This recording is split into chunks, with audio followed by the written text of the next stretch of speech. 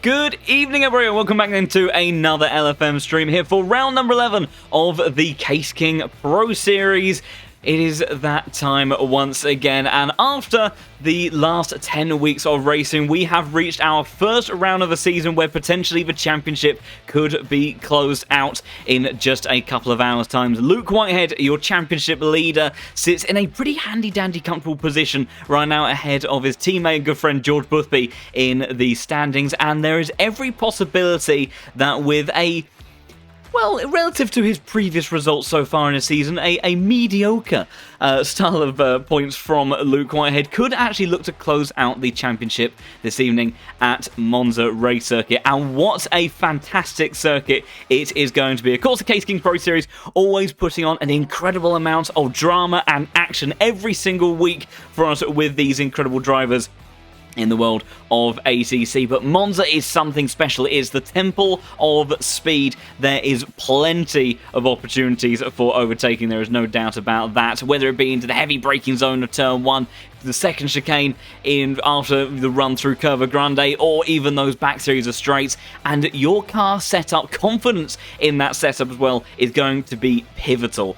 And I tell you what, it is going to be an absolute blinder, I have no doubt. Drivers are getting underway for just a final few moments of practice before we get into our qualifying session, trying to dial in those final few details and see how much pace they can look to extract out of their bits of kit around this circuit. And I've teased this circuit enough already. I think it's about time we have a little bit of a closer look at exactly what this fantastic circuit of 11 turns and almost 6 kilometers of motorsport historical goodness has to offer us. Plenty of straights around this circuit, so straight line speed is a very high priority, but do not overlook those corners either, because you'll need to be carrying a lot of momentum through some of these sections as well. Down in towards the first chicane, heavy braking into there, can be a little bit chaotic on the opening lap of the race, as then you make your way through Curva Grande in towards the Della Rogier chicane, and then the two Lesmos onto the back straight before you approach the Ascari chicane. A very fast sequence of corners and so easy to get it wrong. It reminds me a little bit of sequences like a Bathurst over Skyline and into the S's, down in towards the Dipper. It's very much a case of if you get just a small amount offline, those curbs, it can be very, very savage and send you off into the wilderness, aka the gravel parabolica, then to round out the lap and close out this wonderful, wonderful circuit. So a very fast, very high octane track, which is going to provide a lot of action for our drivers this evening, I have no doubt. And to give you a little bit of an understanding of the championship situation that we have at hand at the moment, we can run through the standings as they lie at the moment, and that we can see that at the top of those standings, Luke Whitehead looks like he has a pretty massive lead over the likes of Garantis Correcas and George Boothby, Veloce 1, 2, and 3 in the championship standings. But the situation is just marginally more complicated than that. If you're new to the wonderful world of the Case King Pro Series, first of all, big warm welcome to you. Buckle in, it's going to be a fantastic evening action, I can guarantee you that. But in this 12-round championship, drivers are able to drop their 2 worst rounds of the season, whether those rounds be DNFs, those drivers not attending those rounds, or just being slightly suboptimal results to the rest of their championship campaign. That means that where you have George Boothby, for example, who did not participate in the second round of the season, when you start to consider drop scores into the mix of everything, that points difference between Luke Whitehead and George Boothby is significantly closer than it would first appear.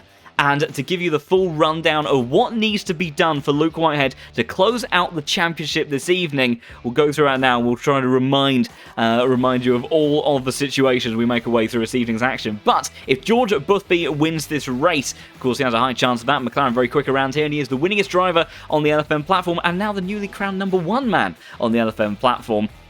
If George Boothby wins, Luke Whitehead needs to finish 3rd. If George finishes 2nd, Luke needs to finish 5th. If his teammate Boothby finishes in 3rd, then Luke Whitehead needs to finish 6th. And if Boothby fails to get a podium finish, then the title will head to Luke Whitehead. So pretty high demands and pressure on the shoulders of George Boothby this evening, because at the very least he needs to get on the podium, and he cannot have his teammate Luke Whitehead sitting in front of him. Otherwise, that is championship over and done with and it will go the way of the young British driver. So we'll have to see how it all plays out. We should be able to make our way over to the server now and see how our drivers are getting on for their final few moments of practice, and see what they are going to be looking to do. As, of course, we always talk about in these final moments, it is very much a balance of, do you want to prioritize your qualifying pace, or do you want to prioritize your race pace? And Monza is one of those, it's a bit of a tricky one, actually, because the race itself, plenty of opportunities to make moves, overtakes through the field, and certainly something that is very easy to do around here. If you've got a car that has good straight line speed, it is possible to make your way through the field. However, you certainly don't want to be flirting with danger in the early stages of the race, where the first couple of laps can be pretty hectic at the pointy end of the grid. That is certainly something that can happen. The opening chicane can be quite dramatic in the first couple of laps, so hopefully our drivers will be keeping things relatively calm, but it is something that these guys need to be aware of. And so in that scenario, you probably do want to keep yourself towards the front of the pack, because if you can get through that first chicane before too many cars have barreled on down to it, then you are likely to be, hopefully, in a slightly more easy and comfortable position in the grand scheme of things. I'll tell you what, though, Luke Whitehead doesn't have an easy task ahead of him tonight, because, of course, George Boothby, like I say, the #1 man on the LFM platform, so a heavy hitter to be going up against in terms of this title fight. But on top of that, as we have made our way to the winter portion of the year and close in on Christmas, we have a few drivers from some other platforms, other commitments, that have freed up their time at this time of year and joined us fantastically in the Pro Series, and they are some very, very quick names indeed, and very are likely to be challenging some of those top positions, so could be looking to put a cat amongst the pigeons on all of that front. So very interesting stuff there, as we should be able to make our way across. I do believe if I could get rid of some of these things, I think overlays now should be all sorted, okay, and ready to go, and we can have a bit of a look and see exactly how our grid for the evening is shaping on up. So we head on over. And do also just want to quickly say a big thank you to all of you. Obviously, we're closing in towards the tail end of this season, and we made our way over to this Twitch channel not too long ago, and we're already over 1,100 followers. Maybe in these last couple of weeks of racing for the year, we could nudge our way towards 1,200. What an incredible milestone that would be. So if you are going to enjoy the action this evening and you fancy keeping up with what LFM has to offer here in the future, then do consider following the channel. It would be wonderful to have you here and on board for whatever journeys we have ahead of us. But running through some of these names before we get to qualifying, we have the likes of Dara McCormack, the Irishman. Don't let that number 30 plate on his Lamborghini fool you. He is a fast and formidable driver. Kamil Pavlovsky as well, another one of the very talented ITB racing crew who have been mighty so far this season. Definitely made quite the statement so far in terms of their overall pace and capabilities. And then we also have some other returnees to the series. Well, one of the ITB racing crew, we have Mateusz Tiskovic. Who else do we have in the server? Harley Chamberlain as well in the number 27 Honda. Be interested to see how that car gets on around here. Of course, a car that packs a lot of straight line speed punch. We have the Unicorns of Love guys starting to return to the Pro Series, the likes of Michi Tauscher, Tobias Gronewald back with us again as well. And of course, we also have Sasha Vassner part of that crew now. And I think in terms of all the names that particularly stand out to me, that is there or thereabouts it. But I tell you what, that's an interesting way to end this bit of practice. George Boothby putting the car exactly where he wants to be at the end of this qualifying session. P1 on a 46.910. But Luke Whitehead is a demon when it comes to one lap pace. He's a monster in the race as well, there's no doubt about it. But sometimes he is just one of these drivers that seems to be able to really pull off something special in that Porsche.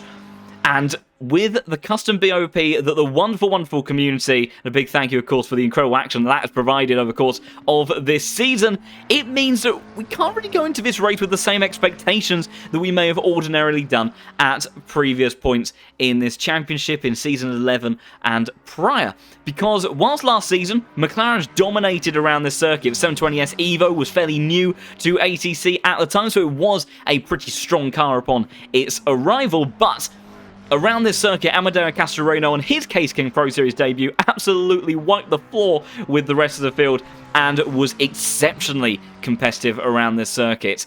That car, very likely to be quick again, there's no doubt about it, but with the custom BOP in place, not 100% certain as to whether or not it will play out exactly like it did in Season 11, or perhaps the likes of those Porsches, the BMWs, the Mercedes that we have around here, the Lamborghinis as well, the Aston Martins. We see BS Plus competition driver Niels Narks, of course, a man that has been around the pointy end of the field time and time again over the course of this season. Hasn't quite managed to come away with a race victory as of yet, but very likely to be competing at the front end of the pack once again. So it's just one of those fantastic scenarios where you cannot rule out anybody.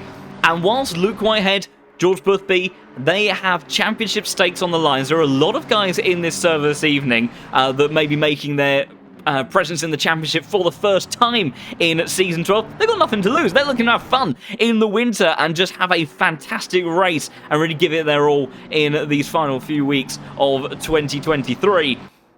And they'll just be, for want of a better word, sending it around this Monza race circuit. And Luke and George, they will have to be mindful of that and be careful of how those drivers are around them, because, of course, they will be trying to see if they can get themselves into championship-winning territory, whilst those other drivers perhaps slightly less bothered about that scenario. And of course, there's also the fight for P3 in the standings isn't settled either, because I have both of Luke's, the likes of Grant Korekas, Jacob Osterman, Tinko van der Velde, Lewis Roters, all around the 11,000, 11,500 points mark. And each of them could very likely be on that P3 spot by the time we get to the end of this championship. And there are some fantastic prizes up for grabs they will each be looking to enjoy. Grant Korekas is going to be making his way around the circuit to put in the first lap of qualifying. So we will go on board with the number 2 car.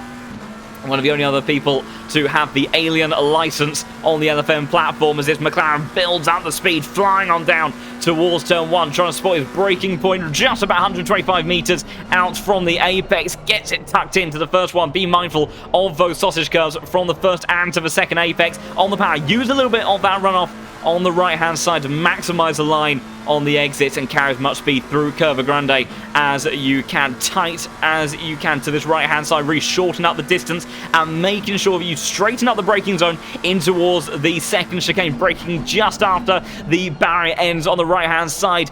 Be careful of each of those curves. You can take a little bit, but they will chuck you out into the gravel if you're too aggressive. Now in towards the first Lesmo. Use that camber to your advantage. Back end, try and step away from you all the time as you head in towards this first part, and then on the entry, 50 meters, turn in, get on the AstroTurf, open up the corner as much as you can, and then let those revs build towards the Ascari chicane. And for me, this is probably the scariest portion of this circuit, especially for cars like the McLarens, like the Ferrari, sensitive to the curb still, braking around 100 meters, using as much entry curb as you can, inch through that first apex, mindful of the second, and then chuck it over the third. Big jump over there. You really need to attack it. If you go a little bit too softly with it, it will spit you out. If you go too wide of the apex entirely, you'll be slow on the exit.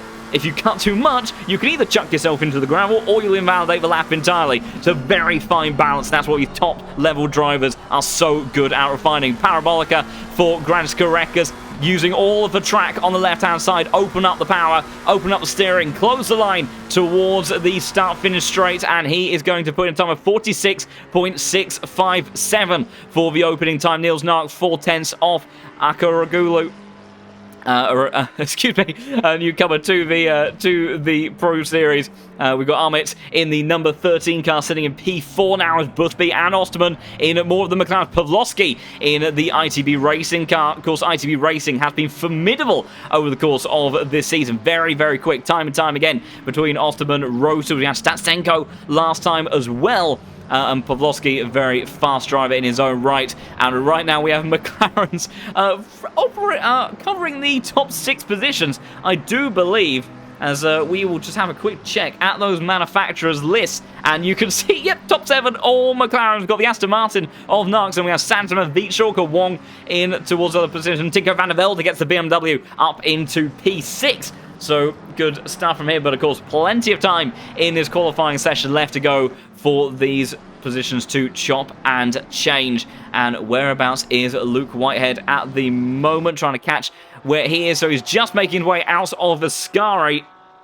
And I think he's actually on an outlap at the moment. Doesn't look like this is particularly a representative lap time for him. Darren McCormack, on the other hand, for Williams Esports, got a very distinctive livery on board that Lamborghini. Liking the black tint to the front of that car, though. That makes it look very, very mean. And I think we've even got the detail of a little Duracell cover over the air intake as well, rather inspired by the F1 livery. Fantastic shots as the Mercedes McLaren, and then the Lamborghini with the V10 screaming in the back of it, make its way on to the Ascari chicane.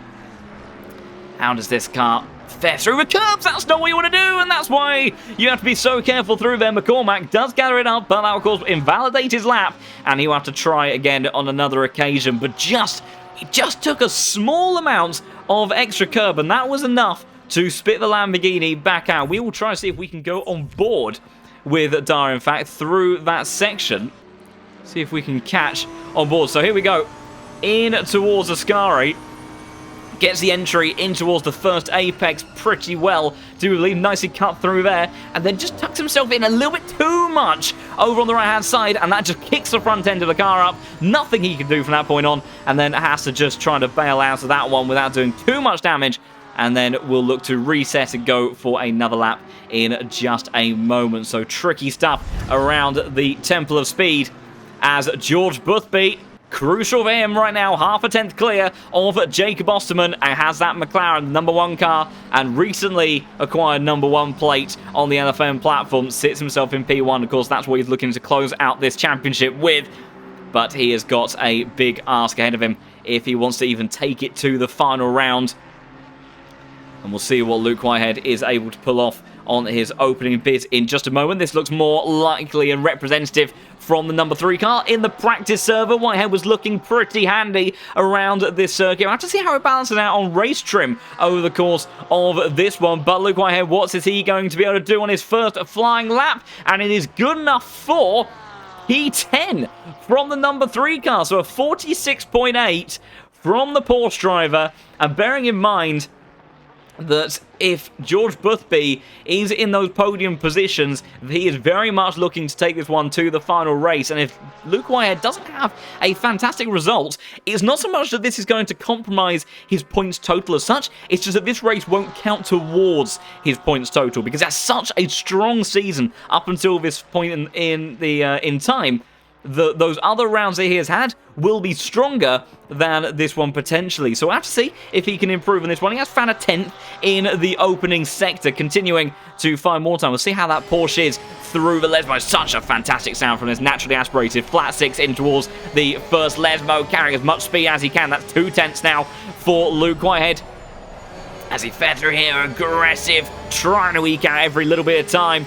Tobias Grunewald in the Mercedes gets himself up towards the front row, just 0.02 of a second shy of George Boothby's best effort. So your top 4 covered by 400s, less than 400s. Incredible stuff so far. As we stick with Luke Whitehead, big jump over the curb in towards Ascari, feeds his way through the next couple of apexes, and he is maintaining that advantage. 3/10 now is the time that he has found. That would be challenging towards the top 5, and he is briefly showing as going purple, but it's going to be very tight towards the front row of the grid. Very quick in towards Parabolica. The crucial thing is, does he keep up the momentum on the exit? P16 right now for Luke Whitehead. A much bigger lap coming out from the young Brit. It could be good enough for provisional pole. What's it going to be for Whitehead? And it is a 0.397 for Luke Whitehead. And by half a tenth, he has pipped his teammate George Boothby and championship rival to that P1 spot. So maybe it is game on between these two. Your two championship protagonists right now locking out the front row. But 6 minutes of of qualifying left to go to decide this one. Grunwald, good effort from him so far in that Mercedes. And watch out for that car in the race as well, particularly in the early phases of stints. It could start to suffer a little bit front tyre wear as the race goes on, but it has a monster of a car. It thunders its way around the Temple of Speed. And that straight line speed capability could be pivotal. And Luke Whitehead, that's something that he's going to be a little bit concerned about. Of course, we've seen that Porsche, once it's able to fly out away from the rest of the field, it is a very difficult car to reel back in, especially in the hands of the Veloce drivers. Tobias Grunwald taking a great deal of liberties with those curves through the Ascari chicane. Of course, very nice, happy suspension on board that car. But around Monza, where the slipstream is that much more powerful, where the corners don't quite make as much of a difference as they normally would, in race trim, that straight line speed deficit on board the Porsche, whilst not as prevalent as it used to be, could still be a bit of a weakness for that number 3 car. So we'll have to see how it plays out. Grunwald about to start out his lap. You see he's got the Aston Martin of Nils Narks just sitting a little bit out the road from him as it stands in towards turn 1. You can see the whole car as he stamps on the brakes, pitching forward, getting that weight transferred from left to right as he makes his way through the opening couple of apexes. Such a crucial part of setup suspension. Something that in the early stages, when you're kind of getting to grips with setting up a car, particularly in GT3, where the car does have movement. It has this really fantastic balance of downforce. Aero is very important, very crucial, but at the end of the day, it's not, it's not your prototype. It's not a single-seater. The weight of the car and the dynamics of how the car moves around in the corners is very, very important and takes a lot of tuning to redial in, especially when you're around a circuit like this where you can gain a lot of time from having a car that is comfortable over the curbs, over the bumps, and allowing you to really open up some of the lines around this circuit. Being able to dial in that behavior is crucial, and it's such a multivariate problem in that when you slam on the brakes like that, it's not just that the weight is transferred towards that front axle and the car becomes pointy like that. The whole aero balance becomes very front heavy as well, because the rake angle of the car is pitched on forward and all the aero gets more aggressive in that as well. The front split is closer to the ground. It becomes just everything is linked to one another, and so it's such a an art, and that's another element of what these guys in this top discipline of ACC and GT3 racing, what they are so good at doing. It's not just about being able to wring the neck out of these GT3 cars, it's about being able to optimize them to get them to behave exactly the way that you want them. And someone that right now is looking like they may have done that. Oh dear, someone's had a bit of a moment. I think on Michael Frey that's had a bit of a right in front of George Boothby, who is still keeping up momentum and PB territory through the opening sector. Oh dear. I fear... Oh no. Why do I feel like we're going to have a stewards inquiry before we've even made our way over to the race? We've got side-by-side action between Michael Frey and one of the McLarens in qualifying. I have a horrible feeling this is all going to go wrong. And in towards second apex, clomping his way over the curb. McLaren goes around. Michael Frey goes around on TC0. George Boothby comes on through. And probably wondered what on earth is happening in front of him. So it's certainly an interesting way for this one to start. Michael Frey underway again out of the pit lane. We will have to keep an eye on whether or not stewards have anything to say about that. But it was indeed a little bit of a Verstappen-Hamilton situation there, except for the fact no one ended up on top of anyone's roof, thank goodness. Yeah, somehow kind of no contact and just a complete mess at the same time.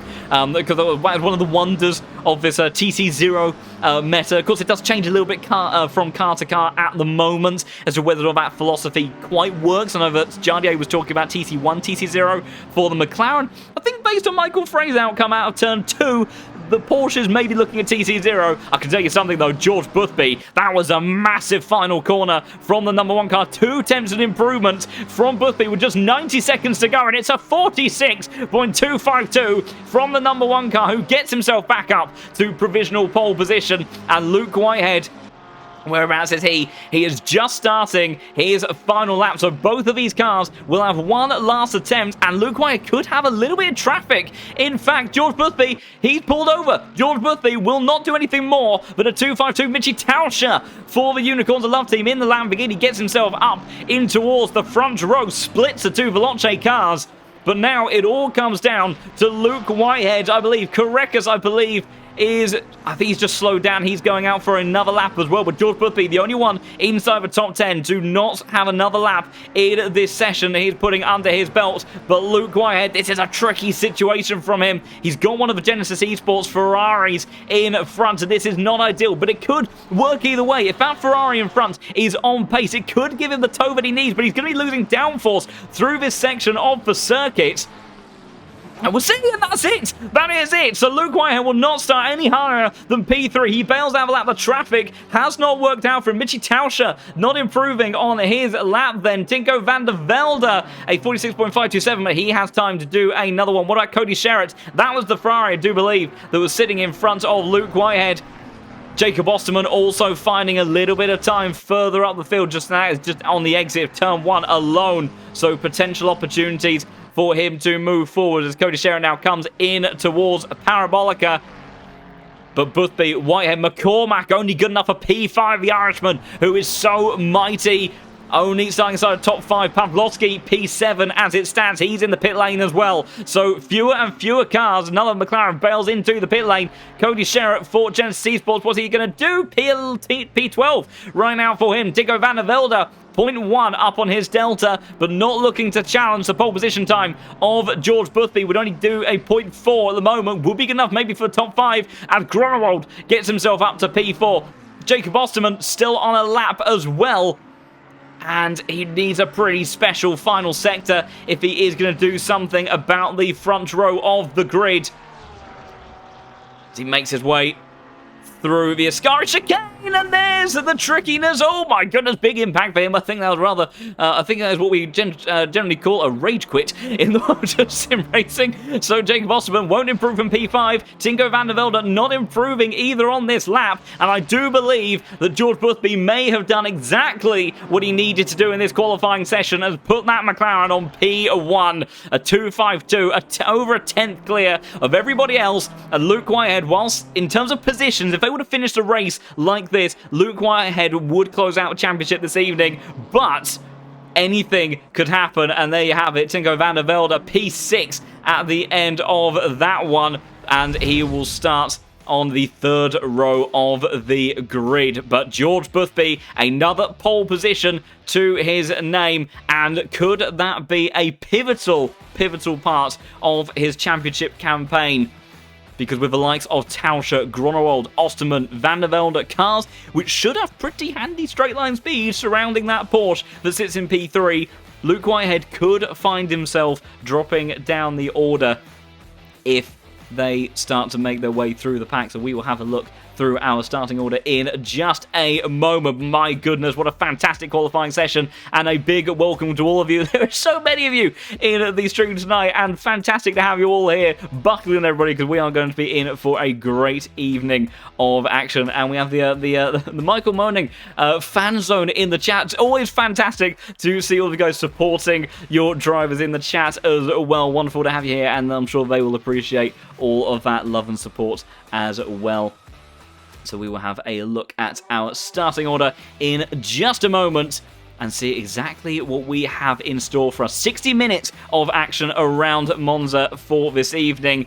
And it means that whilst tyre wear still very much a prevalent issue, still something that we could see being an impact for these guys, maybe not quite as impactful as some of our longer races in the season. But George Boothby doing exactly what he needed to do, gets the McLaren on P1 and a 9th pole position for him, tied with Marco Bischoff for that record. Michi Tauscher gets himself to the front row of the grid ahead of your championship leader, Luke Whitehead. The number 3 starts in P3, and then Tobias Gronewold for the Unicorns of Love team in the Mercedes. He starts in P4. Starting on the third row of the grid, Jacob Osterman in the ITB rating. Number 7 car starts ahead of Tinko van der Velde, the reigning Pro Series champion, a man that hasn't quite contended at the pointy end in the same way that he did in last season's campaign. and he'll be joined with his teammate Darren McCormack behind him in that Williams Esports Lamborghini. Keep an eye on him. He might be a little bit rusty to ACC over past months, but I have no doubt whatsoever that he will be making his way up the order if he can. Pavlovsky in the number 29 car starts P8 ahead of his teammate Lewis Roters in P9. Jardier rounding out the top 10 on some pretty limited practice from what I gather, so I think he'll be fairly happy with that. Of course, an incredibly competitive grid once again. Tiskovic in the number 25 ITB racing car starts ahead of the first of the Ferraris. Cody Sheraton in the number 24 Genesis Esports 296.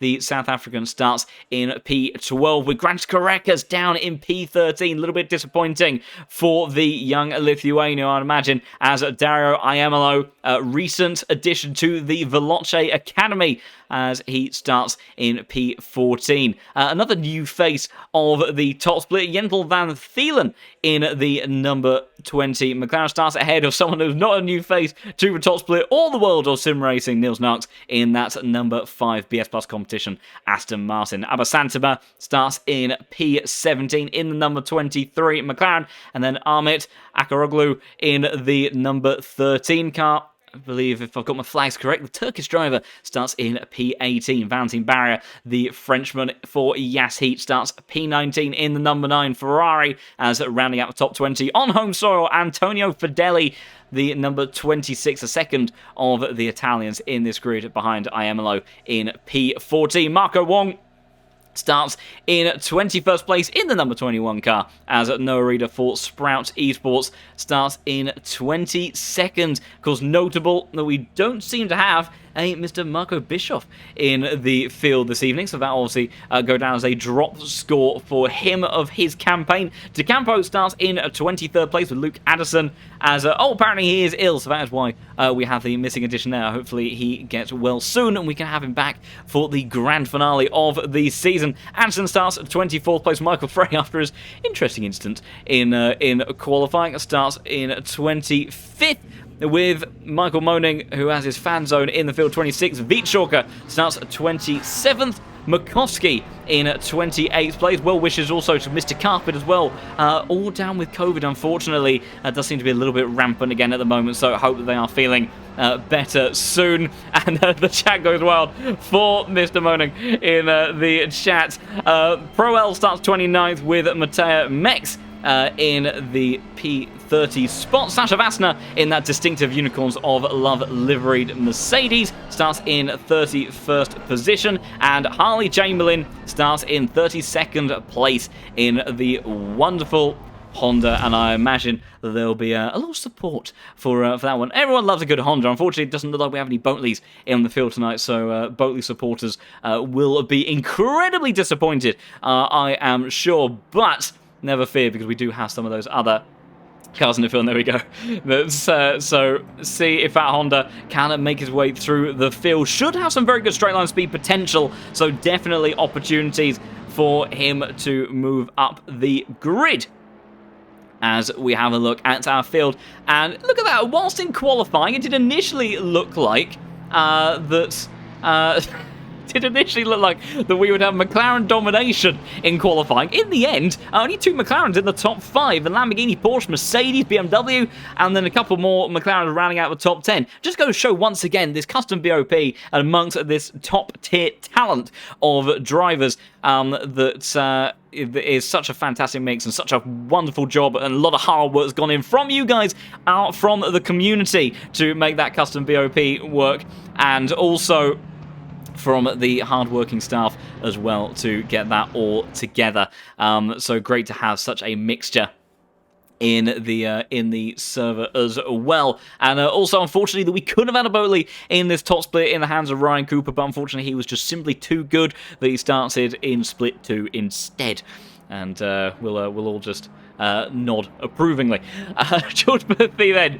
Big moments for him as he makes his way through the Ascari chicane, builds up the final few stages. He's been in this position before. He's the winningest driver in the Case King Pro Series, and he's done this time and time again. But This is certainly an important one, and there is every possibility that Chaos could hit in the first corner. We know what the Monza chicane can be like, as we get fantastic shots of these cars making their way down the back straight.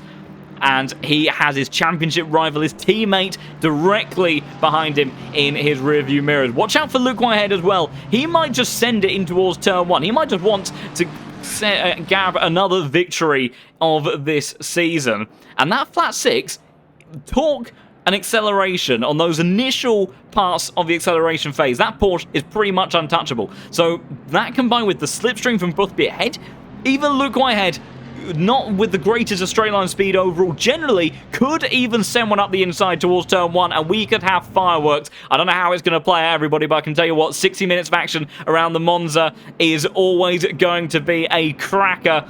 And with the championship on the line between George Boothby, Luke Whitehead, both inside the top 3, it is bound to be a good one. So sit back, everybody, and enjoy this one. George Boothby then, as he closes in on the start-finish lights. Everyone waiting for those green lights to go. Round number 11 gets underway, and it looks like it's been a pretty even start at the front of the field. Mitchy Tauscher, though, putting a spanner in the works immediately, closing around the outside. Here comes Luke Whitehead, trying to split a pair of them potentially. He's going to fire in behind Mitchy Tauscher as they head down towards turn 1, almost 5 abreast in the background. But Mitchy Tauscher, does he lead in towards turn 1? George Boothby, he can't let this one get away from him, but it looks like Tauscher may have done it, and that sees George Boothby drop to P2. Luke Whitehead squirreling the tyres on the exit, but Tauscher then leads. George Boothby P2, Whitehead P3, and Grunewald. We've got side-by-side action with Osterman and McCormack in the background, and George Boothby under pressure now from his championship rival. That's the one car he can't have in front of him, and because it can all shuffle around in different sorts of ways, but it looks like he will cover that one off. How do the rest of the field fare through the second chicane? He's getting very close. Some cars getting a little bit caught up. Someone jumped over chicane there. Aston Martin, that was Iemelo and Niels Narks in the background, having the Houghton chicane in towards the second part of lap 1, but it looks like more or less we've just about managed to make our way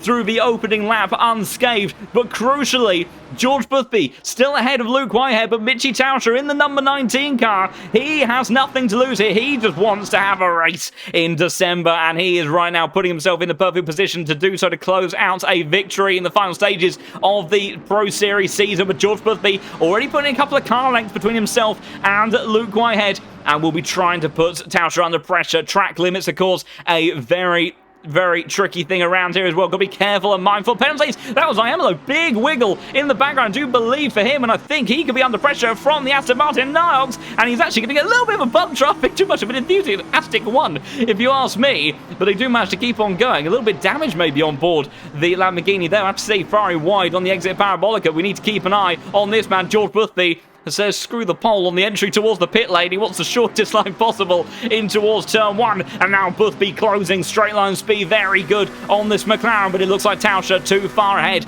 on this occasion. How's the rest of the field faring? Because I think it's pretty busy in the background. That's McCormack versus Osterman in towards turn 1, and the Williams Esports Lamborghini is going to come out on top of that one. Side-by-side action as well in the background. That's Jan Thielen and Niels Narks on the exit. Looks like Aston Martin losing out there. We'll go on board with Marco Wong in the BMW. You can see Thielen has managed to get the move done over the German driver as they barrel on down towards the second chicane. Aston Martin trying to find an opportunity, looks towards that inside line, good straight line speed on board the BS Plus competition car. Can he get a nose on the inside? It looks like he's almost done, but firm defense from the McLaren shuts the door, but he dips a wheel in the gravel immediately on the exit in towards the first Lesmo, but he can't do anything there, Niels Narks, and he will have to wait for another opportunity. Chaos further down the order as well, as it all kicks off behind Michael Moaning in amongst all of this, trying to go over and under, and Michael Frey in towards the second Lesmo, the bright yellow Honda down the inside with number 32 car, and he gets himself up into 23rd position. The crowd go wild in the chat for this car, and he's got a lot of action and opportunity for drama behind him down towards the Ascari chicane, and it looks like he is going to come out position from the Porsche, but it could all come crashing down in just a moment. Oh my goodness, and just as I say that, exactly on cue, big drama in the background. Fideli, De Campo, wild in the background there, and cars centre blaze, one of them in the gravel gravel trap. Where is De Campo? He's on the other side of the gravel trap. Big contact there in towards the Ascari chicane. Santama and Ida off in the distance as well. Will try to cash an onboard. What on earth happened there after the heroics of the number 32 Honda? And we'll see what happens. We head down towards the Ascari. So I think that is De Campo and Fideli into the grass. Oh, it feels a little bit George Russell boss-ass-esque in that. And unfortunately, the innocent bystander there, Antonio Fideli, caught by De Campo as he goes flying off into the gravel. And they get themselves back underway again. I'll tell you what, the action has not left the front of the field because I think George Boothby is absolutely glued to the rear of Mitchie Towers as they head towards the second chicane around the outside. Surely he can't do that. He's got to be careful. Contact! Tobias Gromowald into the back of Luke Whitehead, who just about keeps him pointing in the right direction. Gromowald bounces away across the chicane, and he's got Tinko van der Velde trying to go around the outside of him, and he will. Tinko van der Velde up 2 positions then in towards P4. But Luke Whitehead, there may be a little bit of damage on board the rear diffuser now of that Porsche because he definitely got a tap into a second chicane, and that would have been a scary moment for the championship leader. But he is still absolutely laser focused on his competitor ahead. He knows what to do. He knows what is at stake, and he knows how to win. He certainly knows how to win many a title, so it is no different for him today. Tauscher, Boothby, Whitehead, Van der Velde, Gronewald, McCormack, Osterman, Pavlovsky, Jardier, and Roters are your top 10 as it stands at the moment, but the action is going to continue. I can tell you that much. Only a couple of tenths separating these cars at the moment, swapping positions between Addison as Noah Reid has had a very poor exit out of the Ascari chicane. He's going to lose 3 positions on this run down towards Parabolica because that is the likes of Addison, Barrier, and almost Santama as well. And it is Santama in the McLaren. Does he go too deep under brakes? It doesn't look like it. Norita will lose out there. What about the front of the pack then as they all fly on down towards turn 1 once more? 3/10 is the gap between Tauscher and Boothby too far away, but maybe not the same for Korekis versus Cody Sharrett as the Lithuanian down the inside champion from 2 seasons ago. One of the most dominant seasons we've had in Pro Series history, and whilst his qualifying performance not the greatest for him in round number 11 today, he gets himself up into P12 as Santama and Norita swapping positions as well. Norita reclaiming that one after the mistake from the Lamborghini driver on the exit of the Ascari chicane. I can tell you something though, fastest lap of the race currently sits with Dara McCormack in P6 at the moment of 47.007. Of course, a lot of chaos, a lot of action so far. Norita just about managing to cover off the attack from Santama in towards the second chicane. And we'll keep an eye as Antonio Fideli trying to make his comeback through the field. Number 26 car down the inside and using that Ferrari's capabilities under brakes and in the corners to get the job done. See a lot of damage on board Matthew makes in the Lamborghini actually, so I think that's why he is struggling somewhat for pace as it stands at the moment. As we head back towards the front of the field as we go on board George Boothby. Very careful through there, and I'll tell you what, Tinko van der Velde, great race pace from him at the moment. This is the most competitive version of Tinko that we've seen in a few rounds, and he is right on the back of this train, and he is looking mighty, mighty quick and putting a lot of pressure onto Luke Whitehead at the moment, and we could maybe see an opportunity in towards turn 1 because that BMW likely to be very quick in a straight line, and Whitehead 0.6 of a second behind Boothby. He's not got the greatest straight line speed, and here comes the BMW, and I think he's going to eat up that gap as halfway down the straight, pulls towards the inside line. Luke Whitehead, you heard him lift out the throttle. He knows he can't fight this. He's going to go with the young Dutchman and slots into P4. He doesn't need to win this race. He doesn't even need to finish ahead of George Boothby to close out the championship today. He's got a whole other round to do this as well. We were talking to him last week. Of course, he took victory at round number 10. He knows the deal that he just needs to stay consistent. He's banked in points. He's done a lot of the hard work in the early stages of this season. Now he just needs us to close out strongly. George Boothby sits in P2 at the moment. And bearing in mind that if it finishes like this, Luke Whitehead will be champion. But if George Boothby can get himself ahead of Mitchie Tauscher, then it will go to the final round of the season if they were to finish as they are at the moment. So a lot at stake between these drivers, pushing the boundaries again, clipping the grass, every single one of them. And you can make use of that grass on the outside, but you got to be careful. Meanwhile, we've got a bit of a three-way fight happening still. Michael Moning, Michael Frey, and Krzysztof Markowski all going toe-to-toe at the moment. It's the bright yellow Honda. You definitely can't miss it as he comes out out of the second Lesbo. Big mistake and oversteer from the Porsche of the number 22 car, and that may have opened up an opportunity for the number 32, or excuse me, number 16 off Mikowski, who's blasting his way around the outside in towards the Sky chicane, trying to go all the way around the outside. That's brave to do it there, but 296 is going to get squeezed, is he? Just about left enough racing room from Michael Frey, and they stay as they were. But I tell you what, a man that's been on the move, Harley Chamberlain in the Honda, up to P26, although he's got pressure from Sasha Vastner in that Unicorns of Love Mercedes, but he's also applying the pressure to the Ferrari just up ahead of him. We could have a very interesting drag race, as meanwhile, got to check in on this fight because McCormack versus Osterman very close as well, as Osterman heading towards that inside line, deep on the brakes from the ITV racing car. Who's going to come to? Oh, that's a mistake from Whitehead! Mistake from Whitehead! And he's got now Gronewald all over his case, and McCormack's going to soar on through past Gronewald, goes from being under attack to making a move. Jacob Osterman fancies a little bit as well. Now it's the catalyst of Luke Whitehead, and now this is a very difficult position. This could see him drop down the order quite a chunk because he's 1.5 seconds behind Tingo van der Velde. He will not have the slipstream, but he might be saved if he's too fast. Oh my goodness, it was almost wiped out entirely as McCormack gets it all wrong. Gronewald wide on the exit, kick of oversteer. Osterman might fancy a move in towards the first Lesbo. Does he? In the McLaren, he can't make it stick. So Luke Whitehead just about survives. McCormack now P5, Gronewald P6, Osterman P7, and Pavlovsky at the tail end of that train P8. 7/10 of a second. Also the gap between Boothby and Tauscher at the front of the pack, as Pavlovsky applying a lot of pressure to his ITB Racing teammate as they head up towards the Ascari chicane. You see Gronewald looking very racy as well, and almost I thought there was going to be contact there. Pavlovsky unable to make a move, but potentially something here for Osterman. That looked like a pretty good exit through the Ascari chicane, and that gap between Tauscher and Boothby is immediately closed. Maybe a small mistake from Mitchie Tauscher, because it is just 2/10 of a second between him and George Boothby, and Tingo van der Velde, whilst he's lurking behind those two, he is just a little bit out of touching distance and allows George Boothby to maybe really send an attack in towards the chicane on the next run around. On to lap number 6 they go then, as they will all barrel on down towards turn 1. Let's check with your leaders, Tauscher, Boothby and van der Velde. 2/10 of a second, but not a close enough gap for Boothby to think about a move. Dara McCormack, oh my goodness, big crash, and that's Whitehead in towards the gravel. Does he keep on going? Car's centre blaze, and I think somehow Whitehead has kept on going. He got punted so far forward, he ended up with the race leaders. But Gronewald, McCormack down the order, and Luke Whitehead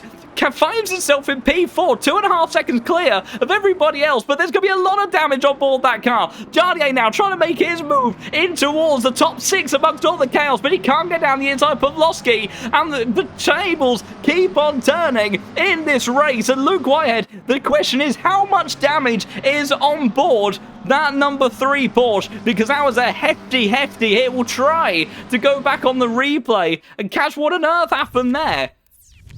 I think it was Gronewald that might have been the catalyst in all of that. And he's going to come from a long way back. We'll see if we can catch an onboard from his perspective. I'm trying to find him in the order. I have a feeling he may have left the server, if I'm not mistaken. So we'll see. And you see, yeah, just flies on into the back of McCormack. And then McCormack, nothing he can do. Whitehead just tries to keep the car straight, finds himself amongst the top 3 again, and says, "Afternoon, lads. Would you mind towing me along for the next few laps, because I think I'm going to need it." And that is a very, very sad looking back end of the Porsche now. So a hefty hit to the championship leader, and that adds an extra bit of a headache to his day, and it's 2.1 seconds now, the gap between himself and Tinko van der Velde, and Osterman, Pavlovsky, Jardier, Rotors all looking very, very quick, so disaster potentially for Luke Whitehead. McCormack is into the pits, as now George Boothby trying to go for the race lead, but he can't find a way through. He's got Tinko van der Velde applying the pressure in the BMW behind. He'll know that impact with Luke Whitehead has made a big difference, and look at that, the gap continuing to close between Whitehead and Osterman. And see what happens in towards the next few laps. Iemelo versus Cody Sherry. Looks like the Lamborghini driver has come out on top of that one. As chaos taking place further down the order as well. Vincent Broel versus Harley Chamberlain. Chamberlain around the outside gets the move done in the Honda. 24th position now for the number 27 car. And Vasta will be looking to potentially trying to make a move as well.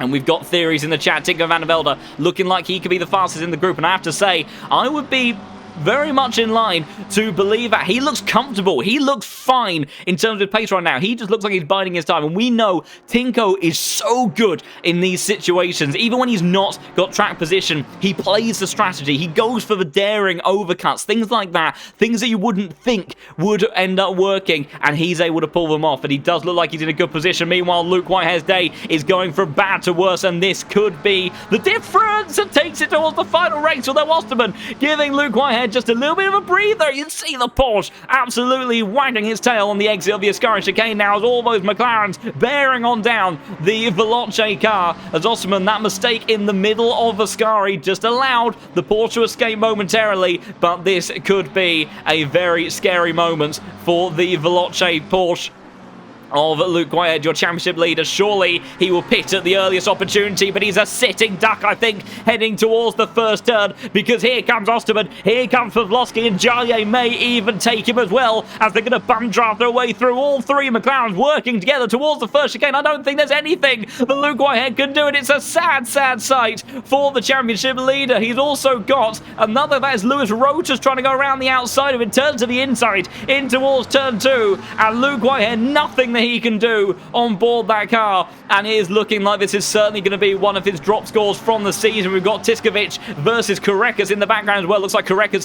has briefly come out on top of that one as Lewis Rotors uses that straight line speed advantage, even the outside line, able to make his way past Luke Whitehead, who loses 4 positions in half as many corners, but he's a fighter. Luke Whitehead, he uses that flat 6 acceleration on the exit of the chicane, and he gets himself back into P7. He is not going to go down without a fight. He knows how this championships can go all the way down to the wire, and everything can count, and he is going to give it everything that he has got. Big kick of oversteer for him, as well as the McLaren of Tiskovic in the background. But I think we could even see another swap of positions in towards the Ascari chicane defensive line from Luke Whitehead, as Lewis Rotors trying to go around the outside. It's going to be very close between the pair of them, and Luke Whitehead jumps over the curb, and he is not giving this one up.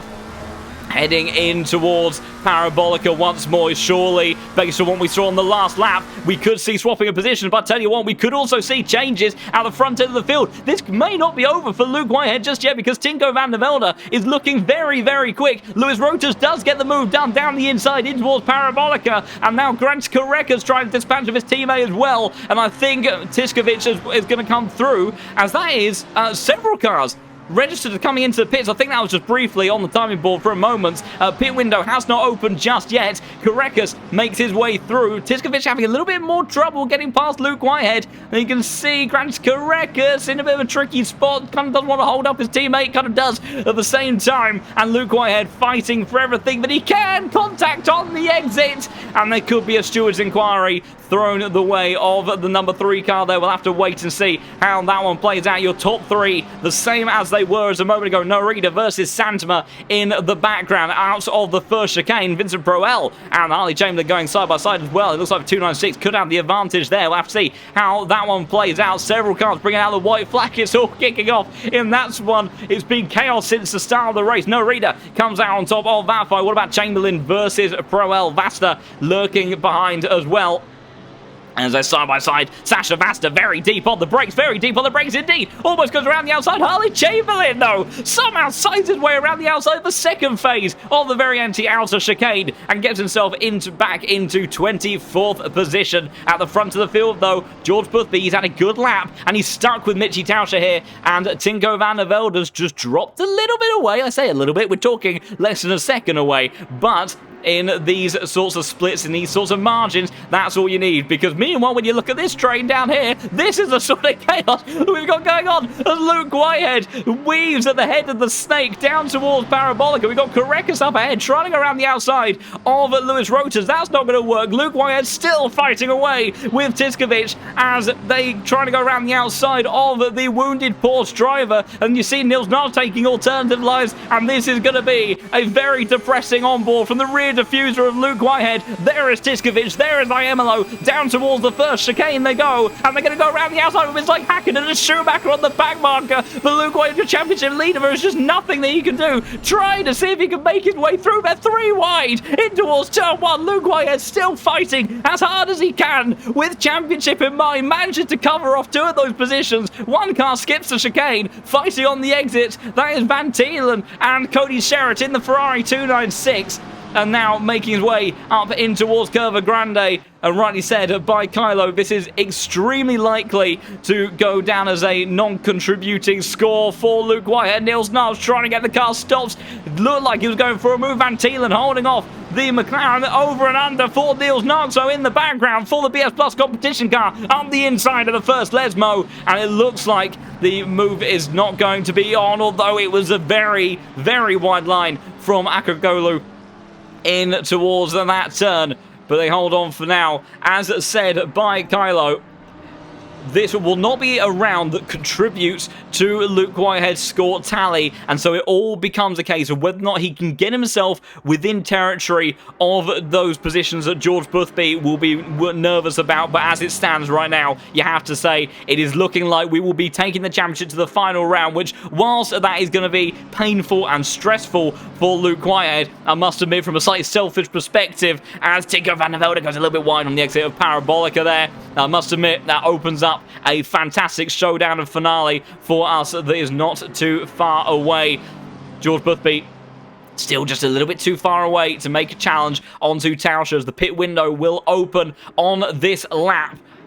And we may start to see strategy decisions coming into play. Cody Sherritt now, the next to trying to make a move. Van Thielen may even be on his way as well. He follows the South African around the outside in towards turn 1 they go. Luke Whitehead, can he do anything against the McLaren Porsche? You can hear it screeching his way on the outside, but I don't think there's anything he can do. He's keeping his foot planted to the floor. And I don't think, even with the slipstream, he's going to be able to fight that McLaren as it just reels off into the distance. Meanwhile, Jardier having a good day so far, closing up towards Jacob Osman in P4 now. And we'll go through a bit of a run-through of who's gained positions and who's lost them on the opening phase of this race. Makovsky now versus Michael Frey. Frey around the outside, a little bit of contact on the entry, almost a bit more, sliding his way through there into the gravel. They're still side-by-side in towards the first Lesmo. The flat 6 on the Porsche will allow to get away a little bit before the entry to the corner. Flashing of the lights there from Makovsky, clearly not happy about the battling that they had just there. But they will carry on. We will also try and have a bit of a gander through Stewart's inquiries at some point when we can have a chance. But it is going to be, I'm sure, a very busy time for the stewards, and I'm sure that they are already quite exhausted, and we are just over a third of the way through this race. Tauscher leads, Tinko van der Velde in P3 with George Boothby in P2. As Luke Whitehead is losing more and more positions. Another McLaren and Aston Martin of Niels Nars goes on through. And I think he's going to be losing more time as well. He is going to go in towards the pits then. Is he going to repair the damage, or is he going to just go for a major undercut? We'll have to wait and see. But generally speaking, I would say that it is a little bit of a write-off for Luke Whitehead this race. So drivers have a central 20-minute pit window from 40 to 20 minutes in this race. And we're seeing a lot of those drivers making use of that right now. Makovsky trying to go around the outside of the Porsche of Frey in towards turn 1 they go. And see with 296, he's got it under brakes by the looks of it. Can Michael Frey go for the over and under? He looks to get the power down on the exit. Curva Grande, the next run, the slipstream on the side of that car is going to be pretty good. The straight line speed of that Porsche, again, surprisingly decent. We saw this from Frey last week, and he has that inside line heading in towards the second chicane. In one that is kind of almost a John Player special inspired livery on board the number 22 car. Down the inside he goes. How much room does he leave? And the answer is not a great deal. I'll tell you what, the man who's on his way to pick up the pieces is Harley Chamberlain in the Honda. He's having a great run so far through the field, making his way in towards the top 20 around the outside of the first. Let's move at contact with Makovsky. And there may be words between those two. There may be words in the stewarding room as well, as Michael Frey takes an unconventional line through the second Lesmo as we check back on board with our leading three. as yellow flags out for certain cars. So those are the drivers emerging from the pit lane. As Tauscher, Boothby, Tinker Van der Velde again likes that outside line, happy to carry the momentum through Parabolica. And George Boothby just doesn't look like he's got enough straight line speed over that Lamborghini, although he is definitely gaining on towards turn 1. But that car's just a little bit too quick at the moment. But George Boothby, he's composed. He knows he's in an okay position right now. He wants to win this race. Any points that he can scavenge over Luke Whitehead help the chances of him getting a championship to his name. But he is also aware of the fact that if things finish as they are, it very much at least brings him back into contention to his Veloce teammates. So may look to play the strategy a little bit later on in this one, as now we have the likes of Vitschorka and Fideli going side by side. Fideli trying to go around the outside of the McLaren in towards the first turn, but can't do it. And number 17 car will hold on to that position for the time being. I think Nils Nark's having a bit of a busy time behind the number 13 of Arcaroglu in the McLaren. A little bit of contact on the exit of the second chicane. The BS Plus competition, Aston Martin, sent towards the outside line at the first. Lesmo will go on board with the Aston Martin primarily for an excuse to hear this car thunder its way through the gear shifts, and he's forcing the issue into the second. Lesmo, opportunistic contact inevitable there, and the McLaren sent into the gravel, and we'll have to see. Oh my goodness, heavy contact in the rear from Marco Wong. Trying to give a little bit of a nudge and a hurry up to the Aston Martin ahead of him, but that could be a steward's inquiry heading the way of the number 5 driver.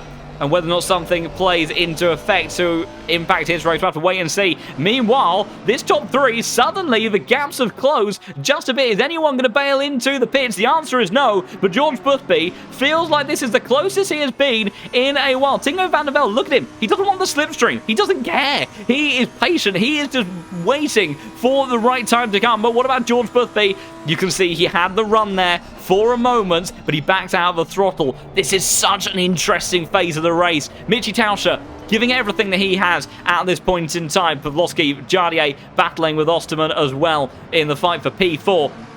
But in terms of strategy, each of these guys, they're on such similar pace, and that slipstream is so impactful that really it's going to be a case of who can time it right. Although I have to say, George Boothby, closest he's been in a while. Tinker Van der Velde dropping a little bit away at the first chicane. Oh, I thought there maybe was going to be an issue forced towards the second chicane there, but Boothby still patient as it stands. And we'll try to bide his time. We'll try to do it on strategy as we approach the halfway point of this race. Couple laps time, and we'll be in that stage. And Lamborghini, McLaren, BMW making up your top 3 and leading this pack. What a fantastic mix of cars, all with slightly different strengths and weaknesses. Definitely all cars that are pretty handy in a straight line. That is inevitable on that front. But we've got confidence in the chat for Tinko Van der Velde is going to have this one in the bag. And so note the time, everybody, as we'll see whether or not that one transpires and whether the bet and judgment was made at the correct time. But he does certainly look comfortable. He just does feel like he is waiting for the right opportunity. And we'll see how it all plays out. As coming through once more, any drivers, are they going to box on this occasion? And the answer is no. And I don't imagine we'll see any moves taking place here. So discussions in the chat. Yeah, definitely, I would imagine Tinko is going to do something different. If I was to hazard a guess, he will go for a very strong overcut. Because if he goes for a strong overcut, he has enough of a margin behind, realistically, to be able to make that one work. And if he does do that, George Boothby and Tauscher are likely to scrap in the closing stages of this race. Tinko, with the pace he's got right now, and if he comes back with fresh tyres as well, could be in a prime position to make a race-winning move in the closing stages. So I have to wait and see. And yeah, appreciation once again for Kylo in the chat for providing all of the wonderful knowledge and insight of the world of the Case King Pro Series and all of those fantastic stats. Big thank you to one of our most dedicated viewers in the chat, as Harley Chamberlain gained 14 positions so far in this race. Of course, a little bit out of sequence, as some cars have pitted, some haven't. But right now, The number 27 car applying the pressure to Mikoski. These two went toe-to-toe not too long ago. Also, a record-breaking amount of you right now watching this stream. A big thank you and a warm welcome to all of you here. If you are enjoying this action, I'll tell you what, the Pro Series, it offers blinding races every single week, and we are going to be in for a fantastic showdown in this one, and the championship looking likely to go down to the finale next week. So if you are enjoying all the action, do give the channel a follow. It'd be wonderful to have you here for the closing stages of the year. We try to close in on that 1,200 follower milestone. A big thank you to all of those that have followed already. 1150. We've gained another 28, so thank you so much for the incredible support. But enough of all of that shenanigans. Let's get back into the main action in question. Tauscheved still leads ahead of Tinko van der Velde. I think we've got a bit of a scrap actually emerging out of the pit lane as Nils Narks, Noah Reeder, and Luke Addison, Santima all flying on down towards the second chicane they go. And that is the Sprout Esport Lamborghini trying to get out on top. Oh, it's very close, very busy. Nils Narks sending one down the inside, late on the brakes. Noah Reeder just about gives enough space, but it's the over and under from the Aston Martin, and I think he may make this one stick in towards the first. Let's move they go. Luke Addison trying to follow on through in the 296. The Aston Martin up into 23rd place. Noah Reeder losing out of position, trying to see if he can do anything amongst all of that. Can't make it stick. Meanwhile, also a little bit of a scrap between Moaning and Akaroglu in the McLaren, but it is Moaning in the Honda that is maintaining position as it stands at the moment. George Boothby still applying the pressure to Tauscher. Tinko van der Velde just lurking in the mirrors, biding his time, it feels like, in that BMW. And we'll see how are they going to play the strategy. I feel like Boothby may look to go for the undercut. He just doesn't want to do it too early. And we'll have to check, you know, the pace on the undercut so far as Addison now maybe about to dispatch a Noah Reeder in towards Parabolica. They go with 296, better on the brakes, better in the corners, but the straight line speed is not going to be his best friend. The Aston Martin may help out ahead with the slipstream of Santima, though, in the McLaren. That's a car that can motor along in a straight line, there's no doubt, and it's going to be very busy on towards the braking zone of turn one, side by side between the McLaren and the Lamborghini. The Ferrari almost a sitting duck, so he said that, while the BMWs emerging just out ahead, and they're almost three wide down in towards the first again. They go. Addison manages to hold position. Where is it all fair for Noah Reeder and Santima through side by side they go, and it looks like the McLaren may be left towards the ground. He doesn't, just emerges in front of Marco Wong. As into the pits, Tauscher, Boothby, and Van der Velde all pit at exactly the halfway mark. Jarlier is in as well. Tiskovic, Roters is in as well. And the ITB racing cars of Osterman and Pavlovsky have stayed out. IMLO staying out for the Veloce Academy Lamborghini as well. And we will see how do they all fare in their pit stops. And everyone now emerging into their boxes. We'll try to take this opportunity if we can. We'll tune in on a little bit of action in the background and try to have a look at some penalties. As we had a 5-second penalty for the number 21 car given out in the early stages. That car, I believe, that is Marco Wong, who is at the tail end of this train. 5 seconds for number 26, that was for Delhi. 10 seconds for the number 27, that was Harley Chamberlain. So, slight disappointment, I imagine, for him. And that is Tauscher underway. George Boothby underway. Tinko van der Velde, I think, has jumped Boothby in the pits, and he has. It's a disaster for Boothby. Down in towards P3. They're all on the same tyres, but on the pits alone, it looks like Boothby, Tinko van der Velde have swapped positions. But the crucial question, is there anything... Has any of those drivers, have they sped in the pit lane? Have they got themselves any stop-go 30s? I would imagine I would have seen chaos in the chat if any one of them had. So I think that is just bravery from the BMW to go deep on the entry in towards the pit lane and has got the move done. And George Boothby, he maybe even was slightly out of alignment with his box. Who knows? But one way or another, he is P3 in this train. And now... does it all come the way of the number 4 car, the reigning Pro Series champion, who, whilst not looking to take another title, as he is a little bit out of the running at this stage, could very much be challenging for P3, so he's still got a lot to be fighting for. Prices on the line for those top 3 positions, and he'll be wanting to still close out 2023 with a bang. And we'll see what the number 4 car could do, but when these guys were in the opening stint of the race, he did look like he was in a pretty comfortable spot behind Boothby and Tauscher. Now, how does Boothby's mindset change? He knows that this is still going to take the championship to the finale. Does he still go aggressive? Does he try to apply the pressure? Or does he try to let Tinko open up the opportunities? Maybe allow Boothby to sneak back through into that P2 position and just get those extra points to his tally. Of course, each one of these drivers very, very smart indeed.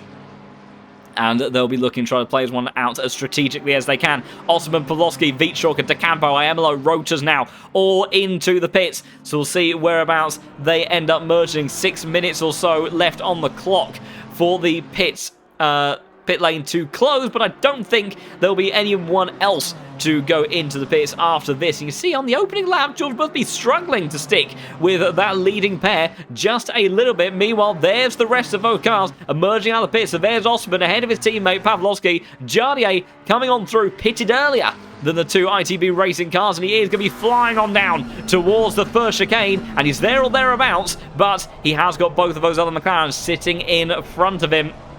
Maybe we better close the gap just ever so slightly in this next sector or so with tyres up to temperature, but those tyres on board the McLarens up ahead will just be that little bit fresher and maybe able to maintain the gap. Meanwhile, there is a lot of action taking place further down the order. We've got the likes of Ida versus Anderson. We've got Sherratt, Barrier, Iemelo, also pretty close to one another as well. We've got Michael Moning in the number 32 Honda, putting some pressure onto the number 13 McLaren of Akaroglu. And we'll see how good is this Honda in a straight line in the slipstream. It looks pretty handy, but it's just not quite got enough oomph to close up the gap to the McLaren that sits up ahead of him. Better line for Moning in the bright yellow Honda. Certainly one that's been rather unmissable in the field, partly also due to the incredible support this man has had in the chat over the course of this race. 25 minutes of this one left to go, as that McLaren uses its mid-corner capability, extends that gap just a little bit, and the fight may resume perhaps in a couple of laps' time. We'll check in on the 2 Ferraris of Valentin Barrier versus Cody Sherratt in the mid-pack as it stands, trying to fight for those positions on the closing part of the top 10, and we'll continue trying to make our way through some of the rest of the penalties. We've got some warnings for certain cars. And we had a penalty that didn't end up being issued by the looks of it. We had a 5-second penalty, though, for the number 11 car. That is for Iemelo. So that was for a collision on lap number 8. And a 5-second penalty for Luke Whitehead. I believe that would have been for running the McLaren wide on the exit of turn 2. So further disappointment for him. And the number 12 car has a 5-second time penalty as well. And that car belongs to Lewis Rotors, who's all the way down in 25th position, so disappointing day for him indeed. But now, 24 minutes left on the clock, and Tinko van der Velde seems to very much be hanging on to the back of Mitchie Tauscher. George Boothby there or thereabouts, but these three, they've got a comfortable gap to the likes of Osman, Pawlowski, Jardier behind, and will potentially have the opportunity to really scrap out in the closing laps. But it does seem like George Boothby in this second stint doesn't quite have the pace that he needs to hold on to those lead pairs. So we'll see how this one plays out. We'll also have a bit of a look through the positions gained in this race. So Tinko van der Velde has gained 4 positions in this one, and he could be looking to make it 5 because he's looking very comfortable behind Mitchie Tauscher at the moment, who's led from the very start of this one. And Tinko, of course, doesn't have a tyre advantage on this occasion, but he has gained track position in how things stood earlier on. Also, other big winners, the likes of Jardier, 4 for him, 6 for Grant Korekas. Van Thielen, fantastic debut for him in the top split, get himself up into the top 10 with 6 positions gained. Valentin has gained 8, Anderson's gained 10. Further down the orders, and then your big losers, Luke Whitehead, Lewis Rotors further down the order. Well, of course, the likes of Gronewald, McCormack having lost out too. But Tinko van der Velde could even be thinking about a move on this occasion. He shows a nose on the inside, but he's just showing the Mitchie Tauscher that the BMW is there and he is ready to play in towards the first chicane. 22 minutes though to make up any opportunities. Still plenty of time to find a way through. And I'm sure that Tinko will just be experimenting bit by bit, trying to understand where those opportunities lie. How much of an advantage does he have in a straight line? How much of an advantage does he have in the braking zone? Pawlowski and Osterman battling a little bit. So the likes of Van Thielen, Cody Sherratt, and Valentine Barrier as well. McLaren and the two Ferraris going pretty close toe-to-toe in the opening part of the lap. So is Marco Wong versus Santa with the BMW slicing across the nose of the McLaren and the exit of the first chicane as they barrel on down towards very anti-outer. And he has to go defensive because Santima's got a good run. He's got an extremely good run. Surely the BMW ended up backing out that one. I can't imagine the speed difference was quite that great. One way or another, Santima gets the move done and is into P16. Dingo van der Velde, not the greatest lap from him, although actually, in fact, realistically, I think it's been a pretty spectacular lap so far from Mitch Down. He's 3/10 up on his personal best so far. Could even dip into the 46s if my timing delta is correct. And that has allowed him to open up the gap between himself and Tinko van der Velde to about 3/4 of a second. George Boothby, 1.5 seconds behind. Tinko, though, very quick in the Ascari chicane. That BMW looking menacing in the closing part of the lap. And now potentially, as we see, the first 46 comes through a 0.8 from Tauscher and a 47.2 from George Boothby. 0.4 of a second, the difference between himself and your race leader. And Tinko van der Velde was pretty much on the money with that pace as well as he continues to lurk around the gearbox of that Lamborghini. Meanwhile, the three McLarens of Osterman, Pawlowski and Jardier fighting inside towards the top 5. Correct, is a little bit further adrift of all of that. As the support for Michael Bodie very much continues, and that's a mistake for Valentine Barrier. Cody Sherratt has made the move past Jentel Van Thielen. Whereabouts is Valentine going to emerge? There he is in all of that. Van Thielen, can he respond on the run towards the second chicane, closing distance? That 296, so pretty handy it seems in a straight line at the moment. Number 20 car, I don't think there's anything that he can do unless he sends one up the inside under brakes, but he is going to stay behind for the time being. Meanwhile, there's some scrapping further down the order, and that's Luke Whitehead versus Dennis Wietschalker, and flashing for lights from Wietschalker as the number 3 car. A pretty disappointing day for him, of course, a bit of a write-off for him, but with those drop scores, the battle still will go down to the wire between himself and George Boothby, and he'll be pleased about Tinko's strategy or ability to really find that time in the pit lane as it stands, because it has just taken a few more points away from his Veloce teammate as Dario Millo starts to try to send one up the inside of Valentine in that fight for P11 as they drift a little bit away from Van Thielen.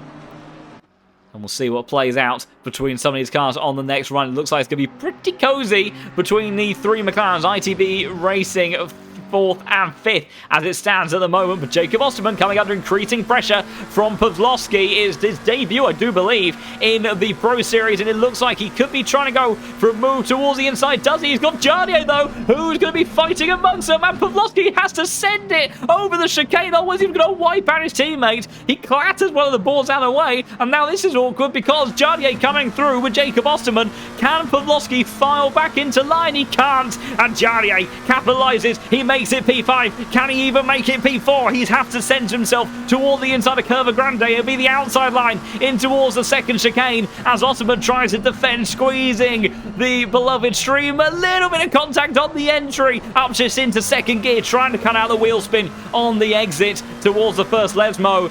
But outbraking himself, Pawlowski. He was trying to defend from Jardier, who applied the pressure in towards turn 1. And in the end, to avoid contact with his teammate, he just sent it over the chicane entirely. And there is now an ITB Racing sandwich with Jardier in the number 6 car making up the filling and trying to apply the pressure to Osterman in the fight for P4. A good showing so far from Jardier. He'll be enjoying this, I imagine, as apparently we've had a little bit of a bit of a situation potentially with the number 13 car. I'm not too sure who that was involving.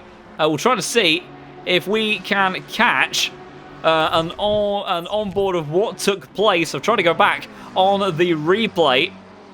So we've got Akaroglu, who apparently was involved in some form of incident down towards turn 1. Anything going to take place here? Doesn't look like it. We'll see if there is something in towards the second part.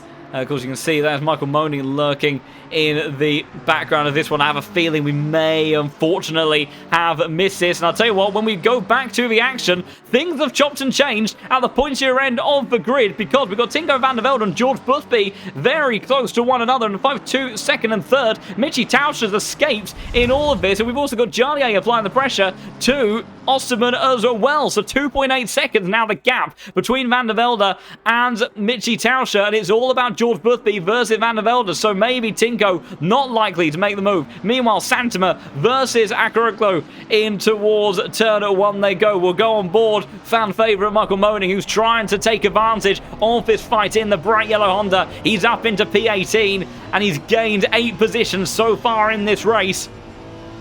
And there could even be some penalties by the sound of it being dished out for these cars up ahead. The two McLarens still scrapping away, and it does look like a bit of a speed disadvantage for the number 13 just up in front.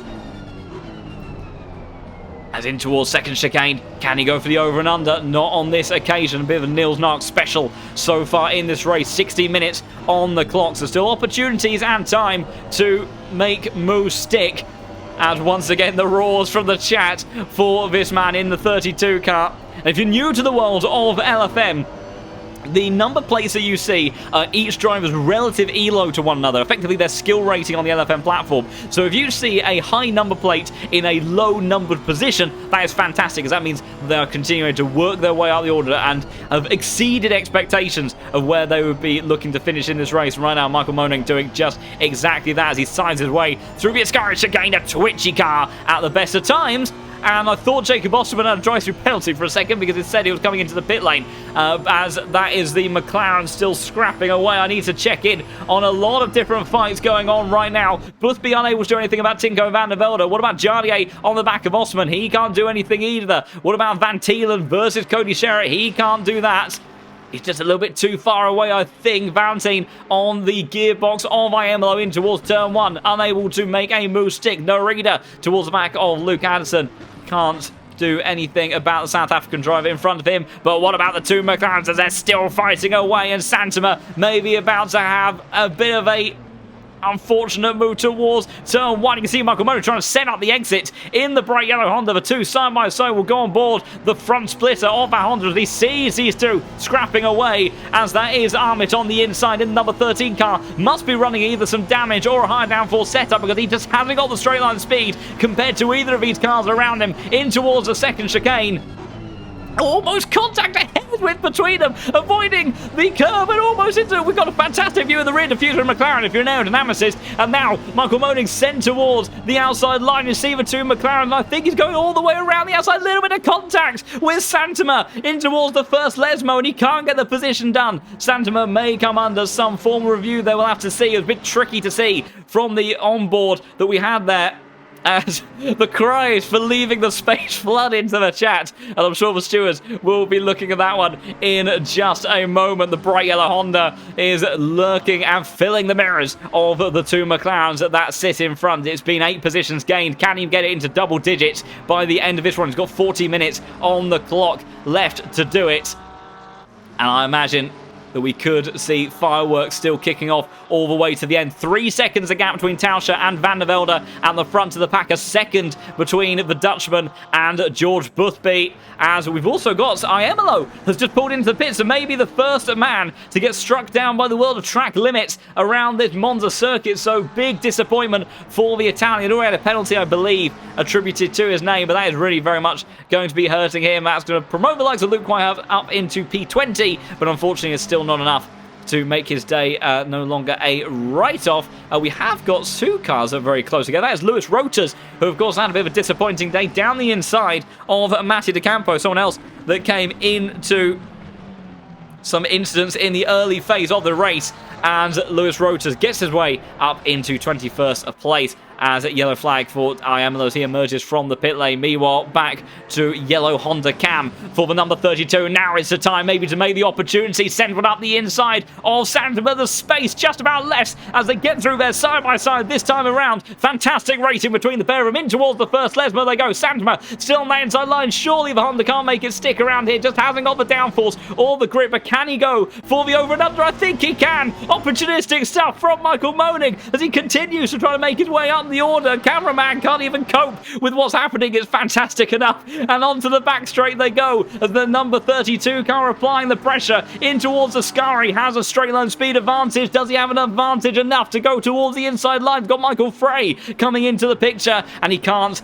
get the overlap in towards that section. You see Twitchy over the curbs on Michael Frey now on the Porsche coming through and potentially starting to put a bit of a spanner in the works for this attack from the number 32. Or does he look to work with it? Does he bunt draft him? Michael Moaning defending that inside line. And this may allow Santama to escape just a little bit up the road. We'll have to wait and see. 12 minutes on the clock.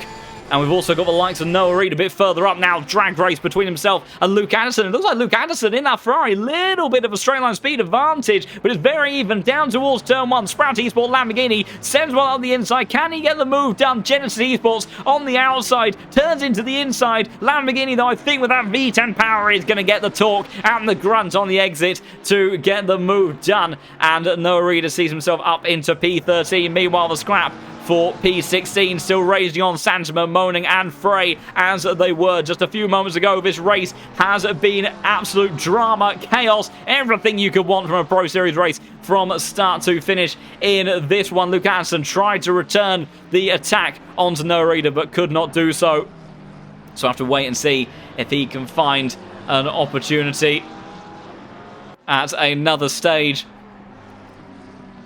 As Jardier very much in contention to get P4 in this race as well. I think he'd be extremely pleased with that one. He hasn't had the pace to be right at the front of the pack today, but on limited practice, he has been competing with some of the best drivers on ACC, as he always does, but really showing that wealth of experience, being able to dial in the car as quickly as he has done and extract pace around this Monza race circuit. 10.5 minutes left to go, and we will have about 7 laps left of racing as they fly past that pit lane entry once again. I get scared every time I see Osterman flag up as entering the pit lane. It's not, it's just he's being a little bit cozy towards that entry portion of the circuit, trying to shorten up the start-finish straight run as much as he can. Pavlovsky, you see, just tempted to try to roll out of the brakes slightly, but unable to make anything stick. Meanwhile, we could now see a bit of a scrap between Moaning and Santama. It's been building over the last few laps, but now surely it's the golden ticket opportunity for the bright yellow Honda as he unleashes the VTEC power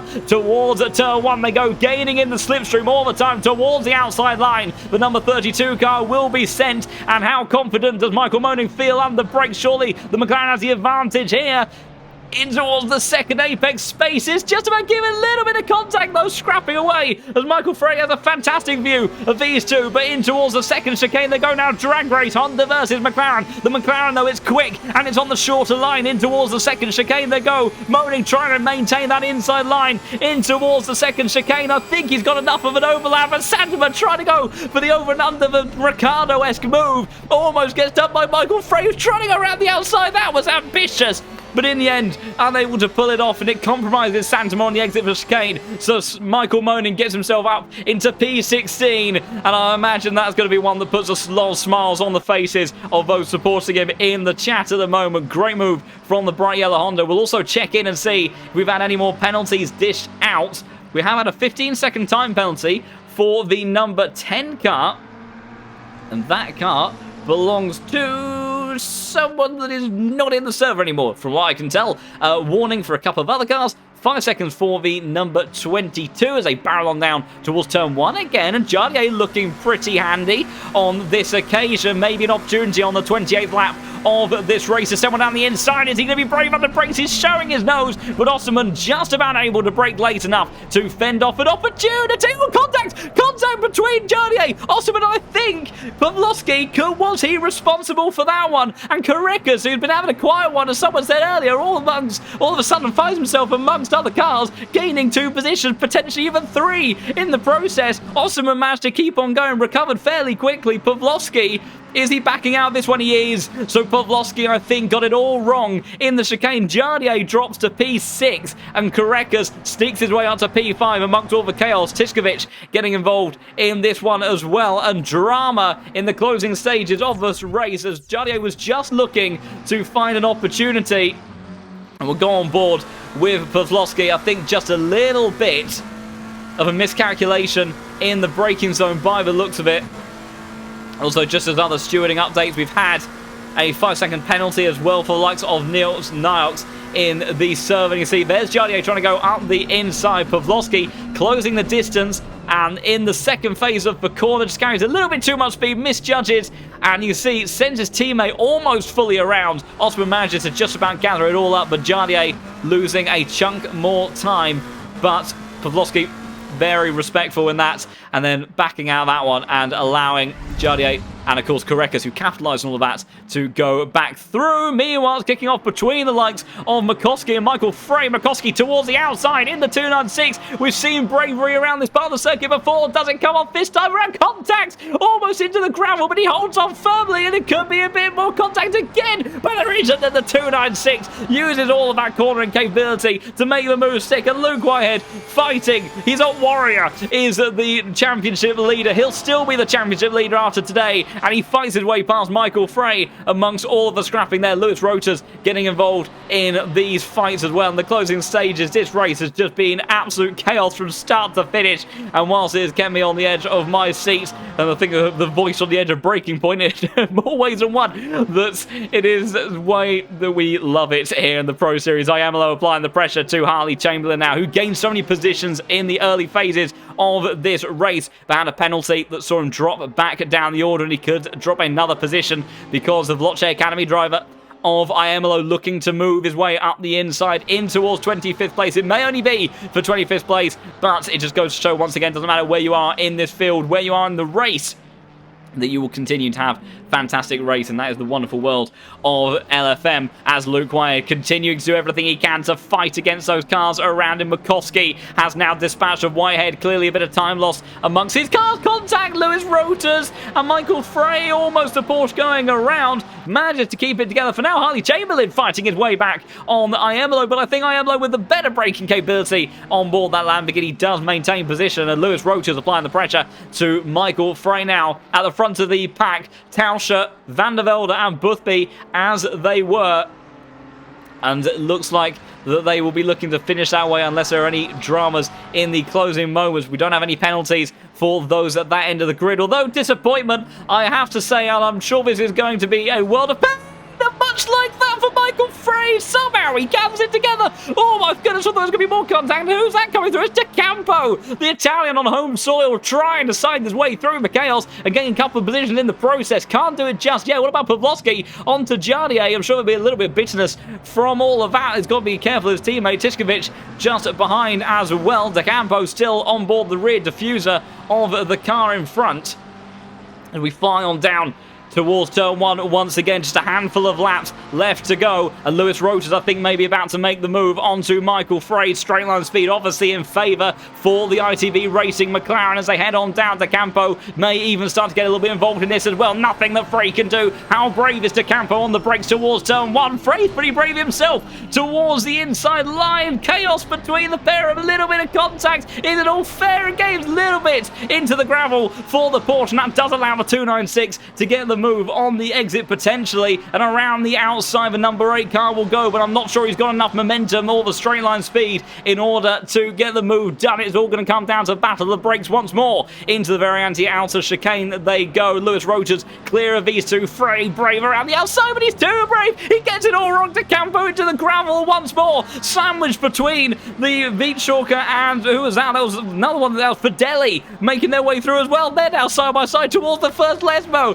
3.5 minutes left to go, an hour of racing, and it's just as chaotic as it was in the opening laps of this race. This is what the Pro Series delivers every time, but it is Roters, De Campo, Fideli, Vietschorker and Frey that make up that little scrap outside of the top 20, moving away back towards the pointier end of the grid, and the likes of Pawlowski, Jarlier, Tiskovic still battling away with just a couple of laps left to go. Yellow flag out for Makowski. I think an issue potentially for the Ferrari driver. He's gone off on the exit of Saskari, but I can't look at that because Pawlowski heading up the inside. Jarlier can't make that mistake. Oh, a little bit of contact again between the two ITV racing cars, and Tiskovic almost sends his teammate Pawlowski around. And meanwhile, we've got the South African of Cody Sherritt versus Van Thielen, who is having an exceptional debut and gets himself into defending that P9 position once again. A little bit of a bounce on the exits from the 296, but these two will stay as they were.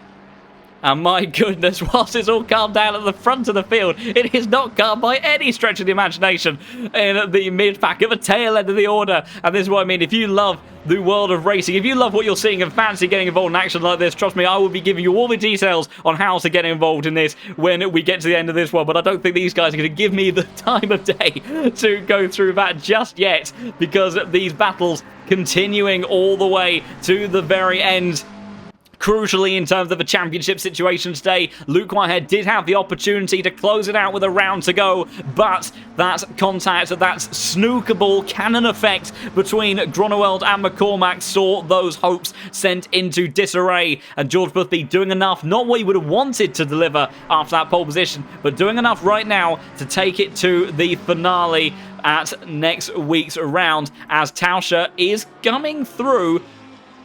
It's going to be very close, actually, in terms of whether or not this is the final lap of the race. I think it's extremely close. He could actually even maybe lift out the throttle and close it a lap early. Jarlier's probably hoping that he does, because he has got all sorts of pressure from the ITB racing cars behind. Still a little bit of a margin between the two McLarens. Grant Korekes hasn't really been able to escape away from these guys. Of Pawlowski again trying to show a nose up the inside. Tiskovic gaining on the brakes, getting a bit too much on the brakes, and it goes a little bit wide on the entry in towards turn 1. And we'll have to see whether or not this is the last lap for these guys. Closest fight on circuit between these drivers, and also the likes of Sherritt and Van Thielen as well. We still just have a bit of a review again.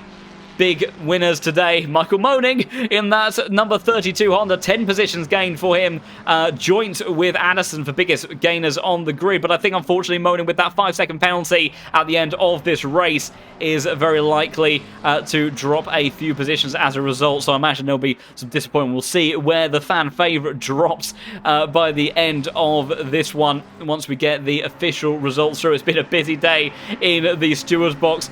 Must admit, it's been a busy day in the comms box as well, and all of these cars, as we see Tauscher making his way towards Parabolica. Keep an eye.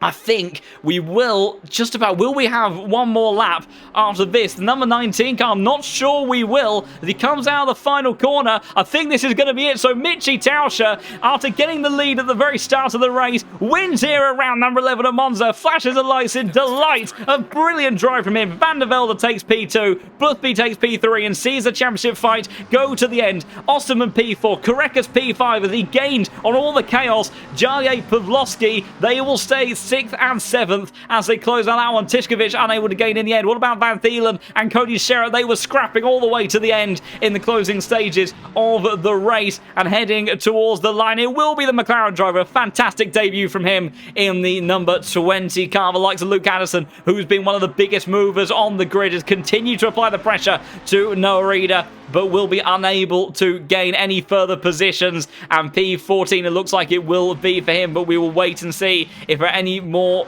results to come through. Luke Whitehead, P18 on track, will possibly drop a bit further down, and that, I think, summarises entirely where the championship leader's emotions sit after that one. A very frustrating day for him, as George Boothby has a 25th podium to his tally. Still not quite the record holder in that regard, as the final drivers make their way towards the line. But what a fantastic evening of action once again. The Pro Series doing what it does best and delivering chaos, drama, adrenaline-filled action goodness all the way from start to finish.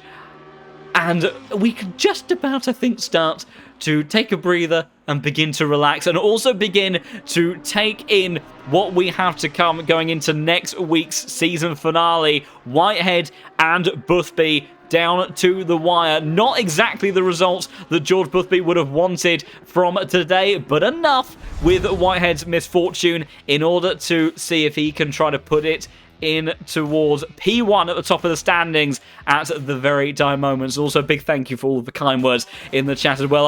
I have seen them, but as you might imagine, with these drivers putting on such crazy carnage and action, it's been a little bit too difficult to keep track of everything, but thank you so much. And a big thank you for all of the incredible support and, like I say, record number of viewers this evening, and it's just wonderful to have you all here and look forward to having you here in the future as well. And I do believe that we have Mitchy Tauscher joining us for an interview already, which is wonderful news. Wonderful always to talk to our race winners.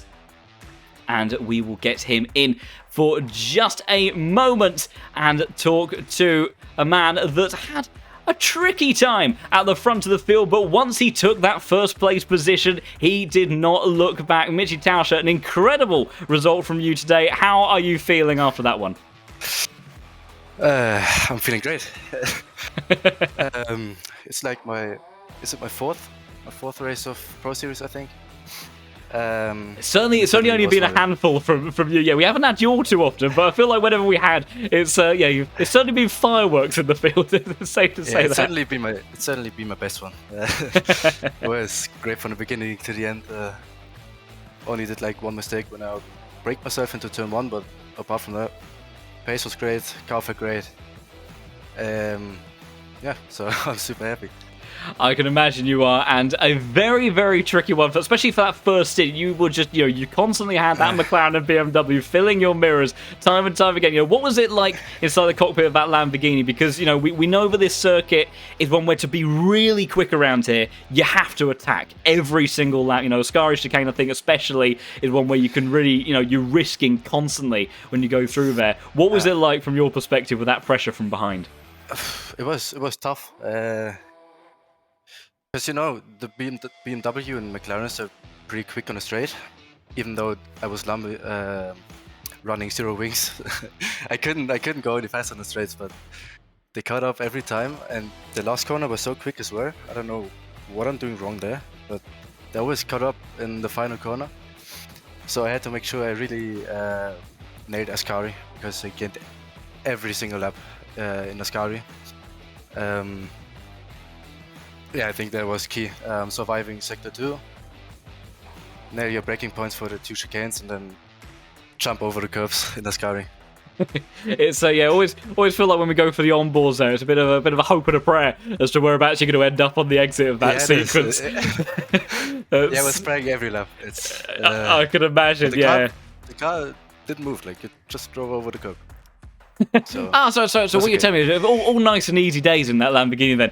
It's the front of the field. No, an exceptional job from you, and especially that opening move to get yourself into the race lead. Was it a case of when you saw that opportunity open up, was it just I need to make this move now because otherwise, it kind of would it felt difficult to get yourself into the lead later, or was it just kind of how or you were just kind of living in the moment of the race? You obviously have to make split-second decisions in things like this. What was it like inside the cockpit at that time? Yeah, I was hoping to get Boothby into turn 1 because I know the McLaren isn't the best car at the start. And Luke, if you're watching this, I love you. Thanks for the bump draft. Otherwise, no way. I think my pace in the second stint was great, but I think I couldn't overtake the McLaren on the straight. I'm not sure if I could, but I don't think so. So it was key to overtake him into 1 and then hope he doesn't attack into turn 1, which he didn't. So. Yeah, of course. I think George, driving with a little bit of caution, with championship in mind. But yes, a clinically executed move from you, and a fantastic way to then get yourself into the lead. And then, so especially in that second stint, the gap between yourself and Tinko and George ended up opening up a bit, cruising away somewhat, even if the prayers were still there from time to time through Ascari, closing out that one. So yeah, fantastically executed drive from you. And we will be heading to Watkins Glen this week. Now, I have to ask, can we be expecting you for the season finale? If I'm not too lazy. I don't really like to practice, and I don't really like Watkins Glen. Okay, so really all the pieces are in place there to have you. I think I do it. It's a season finale, so. Well, I must admit, even if I'd be sort of selfish, admittedly, in saying that it'd be great to have you there. But interesting though to kind of is the sort of not seeing Watkins Glen particularly the sort of nicest season ender potentially. Is that because of the car combination with that track, or is it just as a general feel for that circuit for you personally? No, I get no idea. I don't really drive like Lambo isn't really my main. I drive it pretty often lately because I was doing setups and stuff, but I've never driven it Watkins Glen, so I got no idea. But I think it's quite good. Yeah, I'm with you. It's I think from sort of previous history, it should definitely be one that could keep you up at the point you're in. That's not me just trying to bribe you to turn up next week to go for for back-to-back wins. Yeah, it would be fantastic if we could have you for that finale. But I won't put too much pressure on you on stream. But no, an incredible race from you, Mitchie, and yeah, fantastically executed from you around the temple of speed. You took the Italian outfit, even if it's one that's not the most experienced for you. You extracted that performance out of it and delivered brilliantly when it counted most. So a big congratulations to you. Hopefully see you next week. And but in the meantime, though, happy Christmas to you. And I'm sure this would be a nice present to head into those times. Yeah, you too.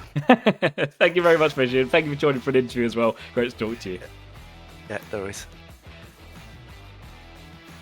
Great to have our race winner from today. Hopefully, we'll have him back for next week. Like I say, sort of, yeah, try to lean on him a little bit and see if we can have some of the unicorns of love guys about. But of course, next week is Christmas week, and I imagine that many of the drivers and many of you watching at home will have your various plans as well as we close out the year. But in terms of the way that this championship has played out, that we are going to have it going down to that finale at Watkins Glen. I'll tell you what.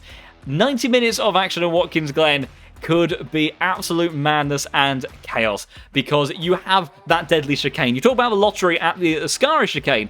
Monza is very similar to Watkins Glen in that regard, as you are risking every single time you go through there. It is a fast, it is a circuit that will bite you if you start to really push a little bit too hard. There are concrete walls not too far away and plenty of opportunities for overtaking, so I imagine that the finale of Season 12 is going to be an absolute cracker. We'll have a look through the race results from today and see exactly how that one played out in the end for everybody. So Tauscher takes race victory here at Monza with Van der Velde, Boothby, Osman, Korekas, Jalier, Tiskovic, Pavlovsky, P8 in the end with Van Tien, Sherritt, Barrier, Narks, Ida, Addison and Akaroglu rounding out the top 15 as we make our way on to the second side of this. Michael Moning in the end taking P17 despite his penalty, still gaining 9 positions in that one with Santama P16, De Campo, Whitehead, Fideli, Rotas, Vichok and McCoskey, Iamalo, Frey, Chamberlain, Proel, Mex,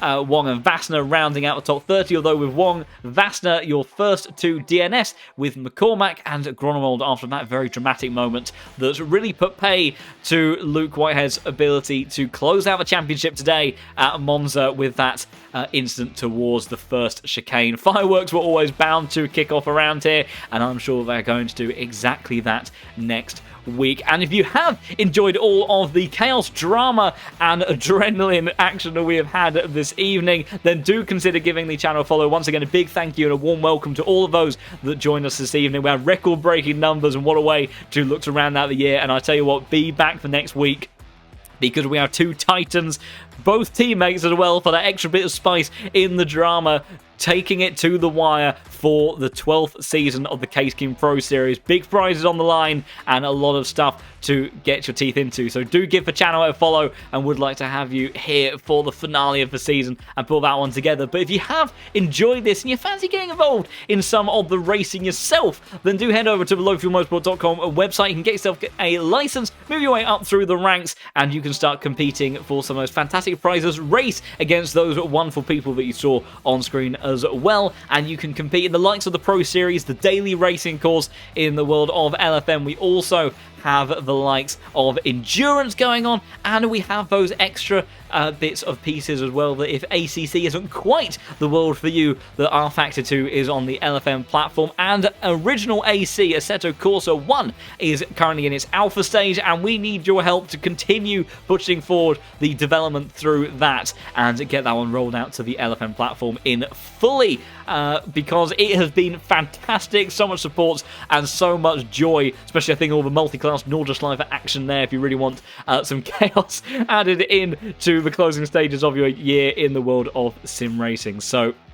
do look to get involved in all of that. And if you just want to be a part of this ever-growing community and love all good things sim racing, real racing, or just share pictures of your pets or your Christmas shenanigans and wonders, then you can also join the Discord server, and we're quite a nice bunch around here, and we were lovely to have you in here as well. I think we're up to almost 128,000 users on the LFM platform, and it is continuing to grow every single day. So thank you everybody so much. What an incredible year it's been. One more race to go in the Pro Series. Do not miss it. But before then, have a wonderful Christmas, everybody. Enjoy that time with your family, friends, and loved ones. And as we look to close out the year on a high, and we'll be back next week for the finale of the Case King Pro Series at Watkins Glen. Luke Whitehead versus George Boothby. Going to go down to the wire. Going to be an epic one, and I look forward to it. And I'm sure a lot of you are as well. So thank you, everybody, so much for joining me this evening, then, and for all the kind words. But for tonight, then, it's goodbye.